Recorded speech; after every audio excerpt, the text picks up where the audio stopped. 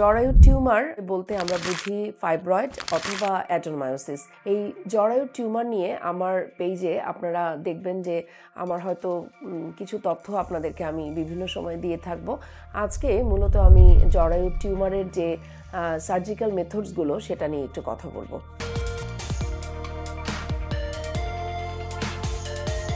আসলে জরায়ু টিউমার যদি সাইজে বেশ বড় হয়ে যায় অথবা যখন দেখা যাচ্ছে ওষুধ খেয়েও তার সিমটম রিলিফ হচ্ছে না অথবা প্রায়শই দেখা যাচ্ছে তাকে রক্তশূন্যতার কারণে শরীরে রক্ত ভরতে হচ্ছে অথবা তার রেগুলার লাইফটাই হ্যাম্পার হচ্ছে, তখনই আমরা সাধারণত সার্জারির প্ল্যান দিয়ে থাকি। যেহেতু টিউমার, কাজেই মানুষের মনে একটা ভয় তো থাকেই, কিন্তু এই টিউমারটাকে আমরা কিন্তু অনেক ক্ষেত্রে শুধু টিউমারটাকেই আমরা ফেলে দিতে পারি জরায়ুটা রেখে দিয়ে। সেই অপারেশনের নাম হলো মায়োমেক্টমি।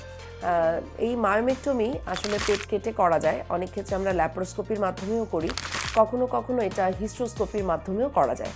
আসলে এটা ডিপেন্ড করে যে টিউমারটা কোথায় আছে। একদম জরায়ুর ভিতরে যদি থাকে এবং তার সাইজ খুব ছোট থাকে, তখন আমরা হিস্ট্রোস্কোপির মাধ্যমে কিন্তু টিউমারটা ফেলে দিতে পারি।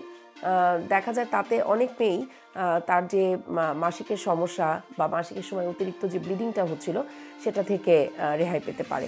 অনেকে দেখা যাচ্ছে হয়তো কনসিভ করতে পারছে না অথবা কনসিভ করলে সেটা অ্যাবর্শন হয়ে যাচ্ছে।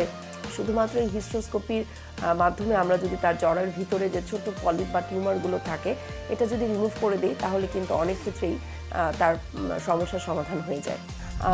আর যদি আমি ল্যাপারোস্কোপির মাধ্যমে টিউমার অপারেশন করি, এটা ডিপেন্ড করে হলো যে টিউমারের সাইজ। সাধারণত 6 থেকে 8 সেন্টিমিটার পর্যন্ত টিউমারগুলো ল্যাপারোস্কোপির মাধ্যমে অপারেশন করা যায়।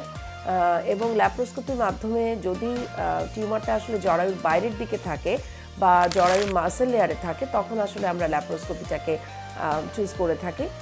ল্যাপারোস্কোপির মাধ্যমে যদি আমরা টিউমার অপারেশন করে দেই, তারপরে দেখা যায় 6 মাস পরেই হয়তো একটা মেয়ে 6 মাস পর থেকেই সে আবার প্রেগন্যান্সির জন্য চেষ্টা করতে পারে। আসলে এই যে মায়োমেক্টমি অপারেশন, যেটার মাধ্যমে আমরা শুধুমাত্র টিউমারটাকে ফেলে দিব, জরায়ুকে ফেলা হবে না, তাতে কিন্তু কিছু অসুবিধাও থাকে।